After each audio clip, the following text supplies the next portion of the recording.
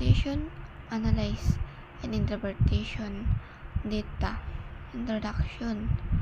This chapter presents the data collected to determine the relationship between wearing school uniforms and the behavior of senior high school students. These results were organized, analyzed, and producing correlational analysis, descriptive statistics, just as percentage and mean were also describes the data findings and aim to reveal whether school uniform is significantly related to students' behavior.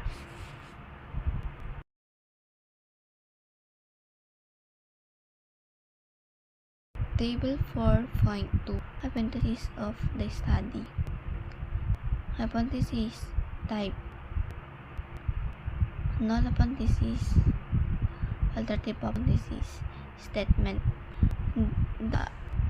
There is no significant effect relationship between wearing school uniforms and the behavior of senior high school students. There is a significant relationship between wearing school uniforms and the behavior of senior high school students. Table 4.2 Hypothesis of the study. Hypothesis type. Null hypothesis. Alternative hypothesis. Statements. There is Table 4.5 Data of arrangement. Substitution of numerical data. Modern progressive correlational test of significance. Table 4.7 Measures of center tendency. Variable wearing school uniforms behavior. Mean 3.56, 3.61, and median 3.60 and 3.65. Mode 3.60 and 3.70. Standard deviation 0.41 and 0.39. Measures. Both variables have height mean score which indicate that the respondents mostly agreed with the four scale statements related to positive behavior. And wearing uniforms, the smallest standard deviation shows that responses were consistent among the 50 respondents from senior high school students. The normal distribution your president above introduces the statistical station region for this study. The red shaded portion of the curve represents the rejection region which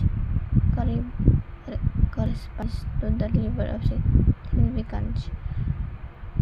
A 0.05. This indicates the range of values where the null hypothesis is rejected due to the presence of a statistically significant relationship between the variables under investigation.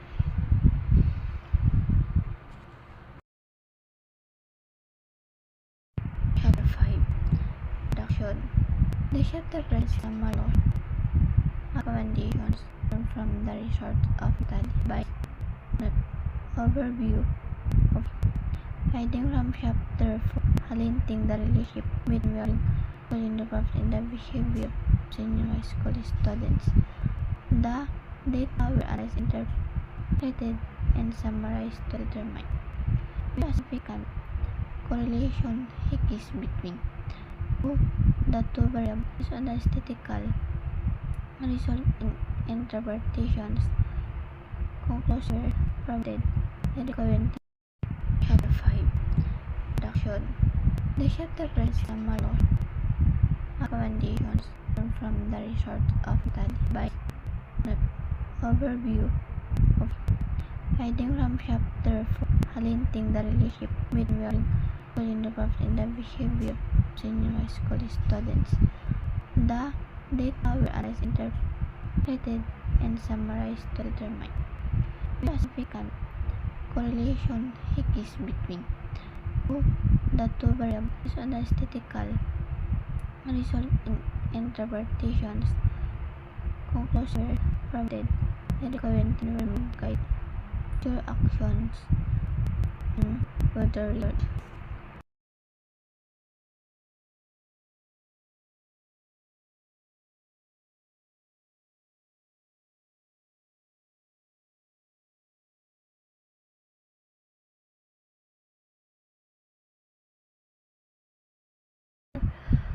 Is not by chance but rather a meaningful connection. It shows that uniform play an essential role in shaping a student's sense of responsibility and unity, influencing their actions and interactions within the school setting. Hence, enforcing school uniform policies may continue and strengthen discipline and positive behavior among students. Conclusion. Rejection of the null hypothesis confirms that the relationship between wearing uniforms and behavior is not by chance but rather a meaningful connection.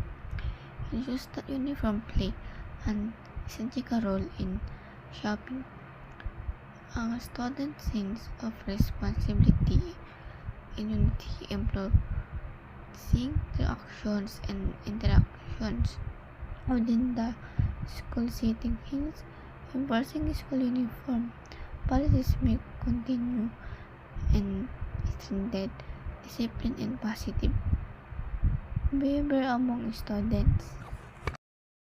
Appendix. Items 4, 3, 2, 1. Perceptions on wearing school uniform. Number 1. Wearing a uniform makes me look clean and neat. Number 2. I feel more disciplined when I wear my school uniform. Number 3. Uniform help me avoid interactions in school. Number 4. I feel equal with my classmates when wear uniforms. Number 5. Wearing a uniform aspects how comfortable I feel in school. Overall impact of school uniforms. Number 1. Uniform help me focus better on my schoolwork. Number 2. Wearing a uniform improve my behavior in school. Number 3. Uniform make me more respectful toward teacher and classmates. Number 4. Wearing uniforms helps lessen bullying and discrimination. Number 5. Overall, uniforms have a good effect on as a student. Appendix. Items 4, 3, 2, 1. Perceptions on wearing school uniform. Number 1. Wearing a uniform makes me look clean and neat. Number 2. I feel more disciplined when I wear my school uniform. Number 3. Uniform help me avoid interactions in school. Number 4. I feel equal with my classmates when wear uniforms. Number 5. Wearing a uniform aspects how comfortable I feel in school. Overall impact of school uniforms.